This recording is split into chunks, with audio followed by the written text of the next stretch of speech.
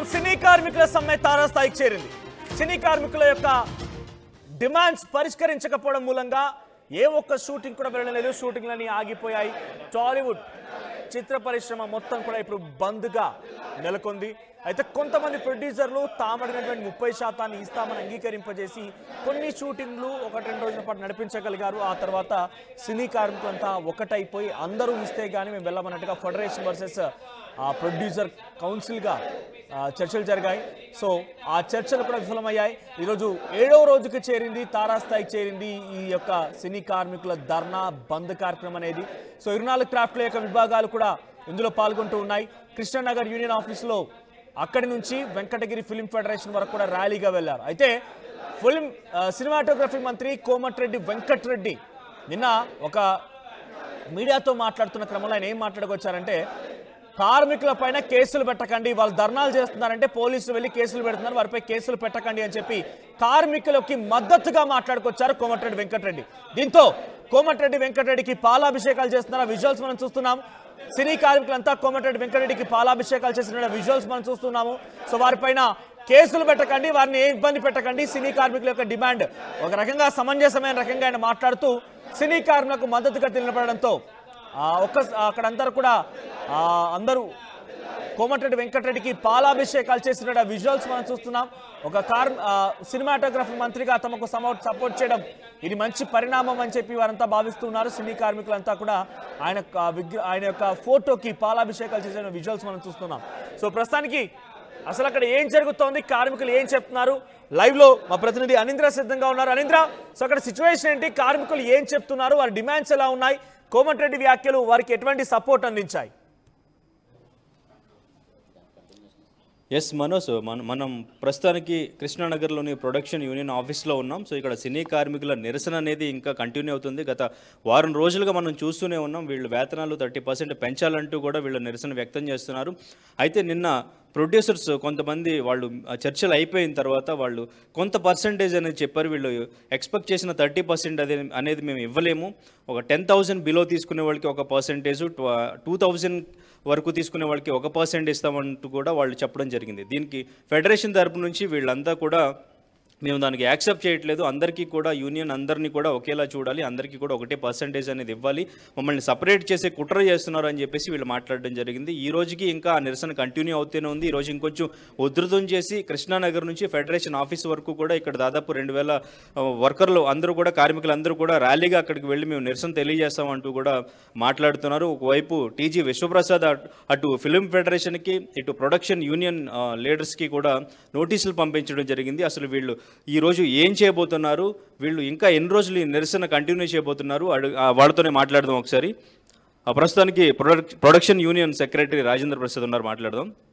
అలా చెప్పండి, అసలు వాళ్ళు ఇచ్చిన పర్సంటేజ్ సిస్టమ్ మీద మీ ఒపీనియన్. అంటే ఒక 10 యూనియన్స్ వరకు అది యాక్సెప్టబులే, కానీ ఒక 3 యూనియన్స్కి ఎస్పెషల్లీ ఫైటర్స్, డాన్సర్స్, టెక్నీషియన్స్ వీళ్ళకి మాత్రం అది వాళ్ళ గురించి వాళ్ళు మాట్లాడలేదు. వీళ్ళకి ఎటువంటి పర్సంటేజ్ లేకపోవడం వల్ల మేము ఇంకా అందరికీ ఒకేలాగా పర్సంటేజ్ ఇవ్వాలని ముందుకు వెళ్తున్నాము, నిరసన వ్యక్తం చేస్తున్నాం అంటూ కూడా అనిల్ గారు చెప్పడం జరిగింది. అంటే ఒక 10 యూనియన్స్కి ఒక న్యాయం జరుగుతున్నప్పుడు ఒక 3 యూనియన్స్ గురించి ఎందుకు వాళ్ళందరికీ అన్యాయం జరిగేలాగా చేస్తున్నారు అనేది ఒక కామెంట్, ఏమంటారు? 3 యూనియన్స్ కూడా వాళ్ళు యాక్చువల్గా నిన్న ఛాంబర్లో జరిగింది ఏంటంటే వాళ్ళు ఎటువంటి రేషియో ఇవ్వనని చెప్పారు. ఆ 3 యూనియన్స్ వాళ్ళు కూడా మేము నెలలో 10 రోజుల కన్నా ఎక్కువ పని చేయలేము, సినిమా మొత్తానికి కూడా 2-3 సాంగుల్లోనూ ఫైట్లను చేస్తుంటాం, మాకున్న స్కిల్ ప్రకారంగా మేము అడిగాము, మీ అందరి కోసం మీరు అనుకున్నట్టుగా మీ అందరి కోసం 30% ఇస్తానంటే కనుక మేము కూడా దాంట్లో కనీసం సగం పర్సంటేజ్ అయినా కానీ వాళ్ళు నిన్న ఛాంబర్లో తెలియపరచడం, ప్రతి ఒక్క యూనియన్తో ఇండివిజువల్గా ఎవరెవరికి ఎంతెంత పర్సంటేజ్ అనేది ప్రతి ఒక్క యూనియన్ కూడా ఎక్సాబ్లెట్ చేసి చెప్పాము. మేము చెప్పిన తర్వాత కూడా అందరికీ నెగోషియేషన్గా అందరికి కనుక ఈక్వల్గా ఇవ్వాలంటే 7.5 కన్నా అంతకన్నా ఇవ్వమని చెప్పారు. ప్రతి ఇయర్ 2.5, 3% పెంచుతామని చెప్పేసి మేము రాబోయే సంవత్సరాల్లో మేము అడగట్లేదండి. 2022లో అగ్రిమెంట్స్ అయిపోయినాయి, 2023% ఇవ్వాలి, మాకు 2024% ఇవ్వాలి, 2025 జూలై 1కి అయిపోయింది, అగ్రిమెంట్ అయిపోయింది. వాళ్ళకి మాకు అగ్రిమెంట్ ఎటువంటిది లేదు. అదేవిధంగా గతంలో ఉన్న ప్రొడ్యూసర్లు ఏంటంటే ఒక విలువలతో కూడుకున్న వ్యాపారం చేసేవాళ్ళు, వీళ్ళంతా మన కుటుంబం, సినిమా మీద ఫ్యాషన్ మీద వచ్చిన వాళ్ళని విలువలతో కూడిన సినిమాలు చేసేవాళ్ళు. ఇప్పుడు చేసే వాళ్ళందరూ, ఇప్పుడు వచ్చిన వాళ్ళందరూ కమర్షియల్ అనమాట. నాకేమొచ్చింది, నీకు ఇది ఇచ్చేస్తున్నాను, నాకేమొచ్చింది, నీకు డబ్బులు ఇచ్చానా, నీతో పని అయిపోయింది, వెళ్ళిపో. కమర్షియల్గా ఆలోచిస్తున్నారు. మేము అదే కమర్షియల్గా మేము కూడా అడుగుతున్నాం. 30% బరాబర్ మాకు కావాలని చెప్పేసి అడుగుతున్నాం. అదండి. కానీ వాళ్ళు అంటే చాలా క్లియర్గా చెప్పారు. చిన్న నిర్మాతలు అయితే 30% ఇవ్వలేమని చెప్పేసి క్లియర్గా చెప్పారు. అంటే చిన్న నిర్మాతలు అంటే దాదాపు ఒక 10 కోట్లు బిలో ఉండే సినిమాలు అని చెప్పేసి వాళ్ళు డిసైడ్ చేసుకున్నారు. కొంతమంది నిన్న పెద్ద ప్రొడ్యూసర్స్ తరపు నుంచి, వాళ్ళు గిల్డ్ తరపు నుంచి కొంతమంది మాట్లాడారు. వాళ్ళు చెప్పిన పర్సంటేజ్ సిస్టమ్ ఏదైతే ఉందో 2000 వరకు తీసుకునే వాళ్ళకి ఫస్ట్ 20% నుంచి, తర్వాత నెక్స్ట్ ఇయర్ 5%, ఇట్లా పర్సంటేజ్ అనేది చాలా క్లియర్గా చెప్పారు కదా. సో అంతకంటే మేము ఇవ్వలేమని చెప్పేసి చెప్పారు. సో మరి ఇంకెన్ని రోజులు మీరు ఈ నిరసన వ్యక్తం చేస్తారు? సో వాళ్ళు ఇంకా పర్సంటేజ్ పెంచే సిచ్యువేషన్ మీకు అనిపిస్తుందా? చిన్న నిర్మాతల విషయంలో అయితే మేము అందరం పాజిటివ్గా ఉన్నాం సార్. సినిమా ఇండస్ట్రీలో జరిగేది పెద్ద నిర్మాతలు అంటే గిల్డ్ తరపున ఉన్న పెద్ద నిర్మాతలు 4-5 ఉన్నారు. ఈ 4తోనే సినిమా ఇండస్ట్రీ నడవట్లేదు. చిన్న నిర్మాతలకు ఎప్పుడు కూడా మేము సహకరిస్తున్నాం. చిన్న నిర్మాతలు ఎప్పుడు కూడా మాకు సహకరిస్తూనే ఉన్నారు. ఇవాళ చిన్న నిర్మాతలు మీరు అడిగిన డబ్బులు ఇచ్చి మేము షూటింగ్ చేసుకుంటామన్నా కానీ ఆపిన వాళ్ళు వీళ్ళే. మీరు సార్, మేము పేర్లు వ్యక్తం చేయలేం. ఇప్పుడు పేర్లు వ్యక్తం చేసి పలానా వాడు మంచివాడు వీడు చెడ్డాడని అంటే కనుక పర్సనల్గా నోటీసులు పంపిస్తున్నారు. ఇప్పుడు అలా పర్సనల్గా నోటీసులు పంపించేసి అసలు టోటల్గా సినిమా ఇండస్ట్రీని హైదరాబాద్ నుండి ముక్కలా చేయడం కోసం ప్రయత్నం చేస్తున్నారు కొంతమంది. ఈ విషయాన్ని నిర్మాతలు కూడా అర్థం చేసుకుంటే బాగుంటుందని చెప్పేసి నేను తెలియజేస్తున్నాను. ఇంకొక విషయం ఏంటంటే, చిన్న నిర్మాతలు అనేది చిన్న సినిమా దానికి తగిన విధంగా మేము పెద్ద సినిమాకి అయితే 20 మంది వెళ్తాం, చిన్న సినిమాకి అయితే 5, 6, 7 వెళ్తాం. వాళ్ళకి కావాల్సిన విధంగా అవసరమైతే గ్రేస్ టైం ½ అవర్ ఉంది, ఇంకొక 1 అవర్ ఎక్స్ట్రా చేసి పెడతాం. చిన్న నిర్మాతలతో కార్మికులు ఎప్పుడు అనుసంధానంగానే పనిచేస్తున్నాం. ఇక్కడ వీళ్ళు కావాలని చిన్న నిర్మాతలు పెద్ద నిర్మాతలని కావాలని చేస్తున్నారు. నిన్న చిన్న నిర్మాత నటికుమార్ గారు ఉన్నారు, చదలవాడి శ్రీనివాసరావు గారు ఉన్నారు, భరతభూషణ్ గారు కూడా ఉన్నారు. వాళ్ళు చాలా సానుకూలంగా మాట్లాడారు, కార్మికుల పక్షాన్ని చాలా సానుకూలంగా మాట్లాడారు. కనీసం వీళ్ళు మాట్లాడటానికి కూడా మేము ఇంతే ఇస్తాం, మీరు వస్తారండి, లేతలేదు, మేము ఎవరితో మీరు పని చేయించుకోండి, ఎవరితోనైనా పని చేయించుకోండి, మా ఫెడరేషన్ నుండి మేము సహకరించం. మా అనిల్ గారు అదే చెప్పారు, అమిరాజ్ గారు అదే చెప్పారు, మేము అదే చెప్తున్నాం. కార్మికులు మొత్తం ఏకతాటి మీద ఉన్నాం. అది సార్. కానీ బయట నుంచి వాళ్ళ కార్మికులను తీసుకొచ్చి మేము పని చేయించుకుంటాం, ఎటువంటి మెంబర్షిప్తో పని లేకుండా పని చేయించుకోవచ్చు అని చెప్పేసి ఛాంబర్ కూడా నిర్ణయం తీసుకుంది. ప్రొడ్యూసర్స్ కూడా అనౌన్స్ చేశారు కదా. మరి బయట నుంచి కార్మికులను తీసుకొచ్చి పని చేయించుకుంటే ఏం చేస్తారు సార్? ఒక మీడియాకే చూశారు, కార్మికులారా ఏకం అనేది ఒక మీడియాకే చూశారు. కానీ అలా జరిగితే కనుక ప్రపంచ సినీ కార్మికులారా ఏకం కండి అనే నినాదంతో మేము ముందుకెళ్తాం. ఇదైతే క్లియర్ సార్. కానీ కోమటిరెడ్డి వెంకటరెడ్డి గారు ఈ రేపు కానీ ఈరోజు కానీ చర్చలు జరిపేసి ఈ చర్చలను వీలైనంత తొందరగా సానుకూలంగా సమస్యను పరిష్కరిస్తామని చెప్పేసి చెప్పడం జరిగింది. అందుకని చెప్పేసి మేము కొంచెం సమన్వయం పాటిస్తున్నాము. ఈరోజు కానీ రేపు కానీ మా ఫెడరేషన్ పెద్దలు కార్యాచరణ ప్రకటిస్తారండి. కానీ మెంబర్షిప్ అనేది యూనియన్లో పెట్టి ఆ మెంబర్షిప్ అమౌంట్ అనేది ఎక్కువగా పెట్టారు. పని చేద్దాం అనుకున్న వాళ్ళకి, స్కిల్ ఉన్న వాళ్ళకి కూడా ఇండస్ట్రీలోకి రావాలి అంటే వాళ్ళు ఆ మెంబర్షిప్ పే చేయలేకపోతున్నారు. సో 5 lakhs 6 lakhs వరకు ఇట్లా మెంబర్షిప్ పెట్టేశారు అనేది కూడా ఒక కామెంట్. సార్, అది తప్పండి. ఈరోజు వచ్చిన నిర్మాతలు మాట్లాడేది, ఈరోజు ఉన్న కొంతమంది నిర్మాతలు మాట్లాడేది చాలా తప్పు. ఎందుకంటే నేను 2000 సంవత్సరంలో వచ్చాను. 2000 సంవత్సరంలో మేము వచ్చినప్పుడు మా యూనియన్లో ఉన్న స్ట్రెంత్ సుమారుగా 300 మంది ఉన్నారు. ఆ తర్వాత నుండి వచ్చిన వాళ్ళు కొత్త ఈ సినిమా ఇండస్ట్రీ మీద ప్రేమ ఉండి వచ్చిన వాళ్ళు ప్రతి ఒక్కళ్ళని కూడా దీంట్లో తీసుకోవడం జరుగుతుంది. తీసుకుంటున్నారు, కొన్ని యూనియన్లో తీసుకుంటున్నారు, కానీ దానికి వెల్ఫేర్ చేస్తున్నారు సార్. ఇప్పుడు ఎవరైనా ఒక సభ్యుడు చనిపోయాడు అనుకోండి, మా యూనిటీలో ఉన్న సభ్యుడు ఎవరైనా ఒక అతను చనిపోతే కనుక ఆ కుటుంబానికి మేము అందరం కలిపి ఒక 1000 మంది ఉన్నాం. మేము 1000 మందిని కలిపేసి ఒక తీర్మానం చేసుకున్నాం. మన సభ్యుడు చనిపోయాడు, మన సభ్యుడికి కుటుంబం ఆర్థికంగా మనం ఉపయోగపడాలి, మనం సాయం చేయాలని చెప్పేసి. ఎప్పుడైనా కానీ ఏ ప్రొడ్యూసర్ అయినా కానీ మా యూనియన్ కార్మికుడు ఎవరైనా చనిపోతే కనుక చనిపోయాడని చెప్పేసి ఎవరైనా విరాళం ప్రకటించారు అడగండి. లేదే, ఒకప్పుడు నాయుడు గారు ప్రకటించారు, రామానాయుడు గారు ప్రకటించారు, అక్కినేని నాగేశ్వరరావు గారు ప్రకటించారు, ఎన్టీ రామారావు గారు ప్రకటించారు, అలాగే ఇంకొంతమంది పెద్దలు ప్రకటించారు. అంతేగాని ఇప్పుడు మా అసోసియేషన్ ద్వారాగా, మాదే కాదు అన్ని ఆర్గనైజేషన్ ద్వారా మేము చేసేది వాళ్ళు చేయవలసిన పని. లేబర్ యూనియన్ యాక్ట్ ప్రకారంగా ఫామ్ F అనేది వాళ్ళు తయారు చేయాలి. ఆ ఫామ్ Fను మేము తయారు చేసి మేము కార్మికులందరినీ డిగ్నిఫైడ్గా ఉంచేసి ఒక సమస్యని, ఒక ఆర్టిస్ట్ ఉన్నాడు, లొకేషన్ ఒక ఆర్టిస్ట్ ఉన్నాడు, లేదంటే కనుక ఎవరో ఒక పెద్ద ఆర్టిస్ట్ కానీ పెద్ద డైరెక్టర్ కానీ లేదు, వాళ్ళే ప్రొడ్యూసర్లు ఉన్నారు. ఎవరు పడితే వాళ్ళు చేయించుకుంటే వాళ్ళు ఎక్కడి నుంచి వచ్చారు మాకు ఎవరు తెలుసండి? ఎవరు తెలియదు కదా. ఒక ఐడెంటిఫికేషన్ కావాలి, ఇతను కరెక్ట్గా పనిచేస్తాడా చేయడా అని చెప్పేసి కావాలి. దానికోసం ఒక సెక్యూరిటీ కోసం సినిమా ఇండస్ట్రీలో నడుస్తున్నాయంటే కనుక ఇన్ని యూనియన్లు సహకరించబట్టే ఇవాళ సినిమా ఇండస్ట్రీలో 12 కోట్ల రూపాయల బకాయిలు ఉన్నా కానీ ఈ రోజు వరకు బయట పెట్టండి. సినిమా ఇండస్ట్రీ యూనియన్లన్నీ ఐక్యతగా ఉండబట్టే. ప్రొడ్యూసర్లు మాకు పని ఇచ్చేవాళ్ళు, వాళ్ళందరినీ కడుపులో పెట్టుకునే మేము చూసుకుంటాం. దయచేసి అర్థం చేసుకోమని చెప్తున్నాను. నిర్మాతలకి, చిన్న నిర్మాతలకి, పెద్ద నిర్మాతలకి, అలాగే సినిమా ఇండస్ట్రీలో ఉన్న పెద్దలందరికీ కూడా ఒకటే చెప్పదలుచుకున్నాం. ఈ నిరసనని వేరే విధంగా తీసుకెళ్తానికి ప్రయత్నం చేస్తున్నారు. టాలీవుడ్ని ముక్కలు చేయడం కోసం కొంతమంది ప్రయత్నం చేస్తున్నారు. అలాంటివి జరగకుండా మీరందరూ టాలీవుడ్ మొత్తాన్ని అందరూ కూడా సార్ తొందరలో మీకే అర్థమవుతుందండి. అంటే ఇండస్ట్రీ నుంచే ప్రయత్నిస్తున్నారా, ప్రొడ్యూసర్స్ నుంచా? అది తొందరలో మీకే అర్థం సార్. అది సార్ అటు ఫెడరేషన్ నాయకులకి నోటీసులు పంపించారు.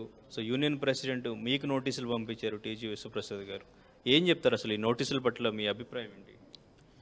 విశ్వప్రసాద్ గారికి సినిమా అంటే ఏంటో తెలియదు, సినిమా కల్చర్ తెలియదు. ముఖ్యంగా సినిమా అనేది 24 సమైక్య 24 సంఘాలు కార్మికులు పనిచేస్తేనే సినిమా తయారవుతుంది. ఆ యొక్క కార్మికుల యొక్క మనోభావాలను దెబ్బతీసే విధంగా ఆ కార్మికులను అనగదొక్కే ప్రయత్నం చేస్తున్నారు విశ్వప్రసాద్ గారు. వారికి మొదటగానే చెప్పాం, ఫెడరేషన్కి ఎప్పుడైతే తొలి నోటీసు వచ్చిందో అప్పుడే చెప్పాం. అక్కడతో ఆకుండా ఫెడరేషన్ వారికి 3 నోటీసులు పంపించారు. అంటే మీ దగ్గర పనిచేసే స్టాఫ్ ఉన్నారని, మీ దగ్గర పనిచేసే లాయర్స్ ఉన్నారని, మీ దగ్గర డబ్బు ఉందని చెప్పి మీరు ఇవాళ మమ్మల్ని అనగదొక్కే విధంగా నోటీసులు పంపిస్తున్నారు. అంతేగాని ఇంకోటి ఏం లేదు. ఇక్కడ వారు ఎన్ని నోటీసులు పంపించినా, వారు ఎంత అనగదొక్కాలని ప్రయత్నం చేసినా, కార్మికుడు అనేవాడు ఒక బాల్ లాంటి వాడు, ఎంత కింద కొడితే అంత పైకి లేస్తాడు. అలానే వారు చేస్తున్న సినిమా ఇవాళ ఎక్కడో దుబాయ్లో చేస్తా, అమెరికాలో చేస్తానంటున్నారు.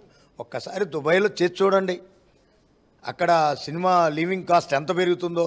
ఒకసారి అమెరికాలో చేసి చూడండి, అక్కడ కార్మికుడు ఎంత వేతనం తీసుకుంటాడో మీకు తెలుస్తుంది. తెలుగు కార్మికుడు ఏంటంటే ఒక మానవతావాది, ఒక సెన్సిటివ్ మనిషి, ఒక ప్రేమ అనురాగాలు కలిగిన వాడు కార్మికుడు. ఆ యొక్క ప్రేమతోనే వచ్చిన వాళ్ళం సినిమా ఇండస్ట్రీకి మేమందరం. మేము రామానాయుడు గారి సంస్థలో ఇగోండి మా అన్నగారైనా అప్పటి నుంచి ఇప్పుడు కాదు, దగ్గర మేము 35 సంవత్సరాలు నేను వచ్చి, అప్పటి నుంచి ఇప్పటి వరకు రామానాయుడు గారి సంస్థ ఏంటి, అక్కినీ నాగేశ్వరరావు గారిది ఏంటి, రామోజీరావు గారి సంస్థ ఏంటి, చిరంజీవి గారు వాళ్ళ, అరవింద్ గారు వాళ్ళ సంస్థ ఏంటి, ఇవన్నీ గీతా ఆర్ట్స్, ఇలాంటి అన్ని సంస్థల్లో పనిచేసి అనుబంధంగా మమ్మల్ని కార్మికుడిగా వాళ్ళు ఎవరు చూడరండి, వాళ్ళ ఇంట్లో మనిషిలాగా చూస్తారు. అందుకే మేము ఇంతకాలం ఇక్కడ నిలదొక్కోగలిగినాం. మేము ఎక్కడో ఊర్ల నుంచి వచ్చిన వాళ్ళని కడుపు పట్టుకొని వచ్చి కూడా ఇవాళ వాళ్ళతో మేము మమైకంగా ఉన్నాం కాబట్టే మేము సినిమా చేయగలుగుతున్నాం. ఇందాక మా తమ్ముడు చెప్పినట్టు ఇవాళ కమర్షియల్ అయింది సినిమా. స్టార్ హీరోస్ ఎందుకు ఇప్పుడు దీని మీద రియాక్ట్ అవ్వట్లేదు? హీరోస్ అందరూ, స్టార్ హీరోస్ ఎలా ఉంటుందంటే అండి, వారు ఒక్కసారి బయటకు వచ్చారనుకోండి ఆ పరిస్థితులు వేరవుతాయి. ఒక్క ప్రభాస్ గారు వచ్చినా, లేకపోతే మా మెగాస్టార్ గారు, మా నందమూరి బాలయ్య బాబు గారు, ఎవరొచ్చినా, కళ్యాణ్ బాబు వచ్చినా, వీరు ఎవరొచ్చినా సరే పరిస్థితులు వేరైతాయి. వాళ్ళందరూ కార్మికుల మనిషేనండి. నిన్న కూడా వచ్చింది న్యూస్, చిరంజీవి గారు 30% ఇవ్వన్నారు. 100% చిరంజీవి గారి నోటి మీద ఈరోజు కానీ రేపు కానీ ఆ మాట వస్తుంది. ఎందుకంటే కార్మికుల కష్టం తెలిసిన మనుషులు వాళ్ళు ఒక పేదింటి కుటుంబంలో పుట్టి ఒక మెగాస్టార్ అయింది చిరంజీవి గారు. వారికి తెలియదా కార్మికుల బాధల గురించి? తెలుసు. రైట్. అయితే ఇప్పుడు దాదాపు మీ వల్ల 1,50 లక్షల రోజుకి నష్టం వస్తుంది. సడన్గా ఇలా షూటింగ్స్ ఆపేయడం అనేది కరెక్ట్ కాదు, ప్రొడ్యూసర్స్ పట్టుకొట్టడం అని చెప్పేసి ఆయన విశ్వప్రసాద్ గారు ఆయన మాట్లాడుతున్నారు. ఫిలిం ఫెడరేషన్ ప్రెసిడెంట్గా ఈయన అనిల్ గారు మాకు ఇంకా 90 లక్షలు బాకీ రావాలి, అది వస్తేనే మేము ఆయన షూటింగ్కి వెళ్తామని చెప్పేసి ఆయన మాట్లాడుతున్నారు. దీని మీద మీ రియాక్షన్ ఏంటి? రాజ్యసభకు సంబంధించి ఎన్ని క్రాఫ్ట్స్, ఎంతమంది వర్కర్స్ పనిచేస్తున్నారు? ఆ షూటింగ్కి ఇప్పుడు ఆపేశారా, వెళ్తారా? ఆ షూటింగ్ షెడ్యూల్ జరగట్లేదండి. షెడ్యూల్ జరగకుండా నీ యొక్క షూటింగ్కి ఏ కార్మికుడు వచ్చి నీకు నష్టం చేశాడని 1,50 లక్షలు 2 కోట్లు నష్టం వచ్చిందని చెప్తున్నారు? షూటింగ్ జరుగుతున్న షూటింగ్కి వెళ్ళి అక్కడ ఉన్న వస్తువులను ఏమన్నా ధ్వంసం చేస్తే నీకు నష్టం జరిగినట్టు. అసలు మేము ఏ లొకేషన్కి వచ్చాం, మీకు ఎక్కడ నష్టం జరిగింది? ఇవన్నీ కావాలని ప్రచారం చేయటం తప్ప వారి ఏ ఆస్తిని మేము నష్టం చేయలేదండి. వారి ఆస్తి జోలికి మేము ఎక్కడ పోయాం? దకాలాలు చూపిమనండి. వారి ఆస్తి నష్టం చేసినట్టు కానీ వారిపై దాడి చేసినట్టు కానీ చూపిమనండి. వారే ఫస్ట్ నోటీసులు ఇచ్చి కార్మికులను రెచ్చగొట్టే ప్రయత్నం చేశారు.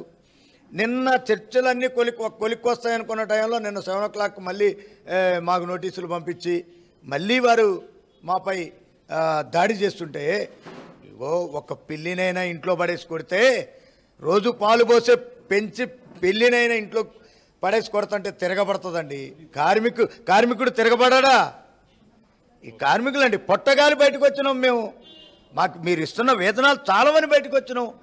ఏదైతే చాలదో, ఏదైతే విషయాలు ఉన్నాయో మాట్లాడుకోవాలా, చర్చించాలా, చర్చించి మా యొక్క సమస్యని పరిష్కరించాల్సిన వాళ్ళు మీరే మాపై దౌర్జన్యంగా లీగల్ నోటీసులు పంపిస్తుంటే ఎంతవరకు కరెక్ట్ అండి ఇది? సో ఇది పరిస్థితి. సో మొత్తానికి కార్మికులు ఈరోజు ర్యాలీగా ఇక్కడ నుంచి దాదాపు 2000 మంది వచ్చి ర్యాలీగా ఫెడరేషన్ ఆఫీస్ వరకు వెళ్తారు. మా వేతనాలు పెంచాలి, అందరికీ కూడా ఈక్వల్గా 30% ఇవ్వాలని చెప్పేసి వీళ్ళు నిరసన వ్యక్తం చేస్తున్న పరిస్థితి. మరి ఇది కొలిక్కి వస్తుందా రాదా చూడాలి. So cameraman వేణుతో అనేంద్ర, RTV Hyderabad.